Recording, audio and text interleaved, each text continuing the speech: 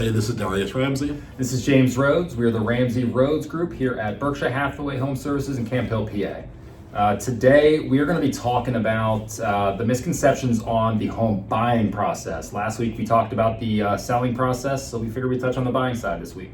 Yeah, one of the more common misconceptions is the fact that a lot of buyers believe that you have to have 20% down or more in order to buy a home. And that's just really not the case. There are several different loan programs out there that allow for either 100% financing, some with little 3% financing. So you really don't need that 20% that most people are assuming that you do. Now, granted, if you do have 20% down, that is going to make your offer stand out a little bit more and make you more of a stronger buyer. Yeah, and it's kind of surprising we hear as many people as we do talk about being concerned about having perfect credit to buy a house. You don't necessarily need to have absolutely perfect credit to buy a house. There are a lot of loan programs that are geared towards lower credit scores, as long as you have reserves and cash available and so forth. Things can happen. I know there's a lot of things around us with COVID making things a little different right now, but we have to get creative in the creative financing world. Yeah, and some lenders that we're saying, some lenders can go as low as 580, but you have to have very extenuating circumstances.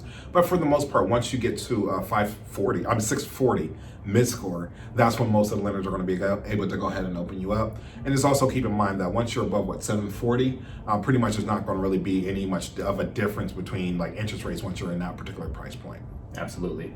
Yeah, and one of the questions we get all the time from so many people is now a great time to buy? I mean, we keep talking about it's a seller's market, but the interest rates are just insanely low right now. And I have somebody right now working with that is talking about a 2.25% interest rate. Like that's incredibly low. So now, as far as interest rates go, it's as low as it's going to get, as low as we've seen, that's for sure. So. All right, so another misconception is that you actually have to buy a home for the maximum amount that you're pre-approved for. And at the end of the day, we're going to say that one is just not true. What we like to tell people is even if you're pre-qualified for $400,000, but you want to keep your mortgage payment in a particular price range, you want to actually go ahead and make that purchase based on where you're comfortable with, knowing what the mortgage is going to be, the interest and the taxes and all that. So you definitely want to probably stick to your budget more than what you're pre-approved for. Absolutely, and I know a lot of the people who might be watching this video may have actually heard me talk you out of buying a house at one point for the exact same reason. I mean, there's sometimes we just can't justify overpaying for some of these properties, even though that's kind of what's happening in today's world.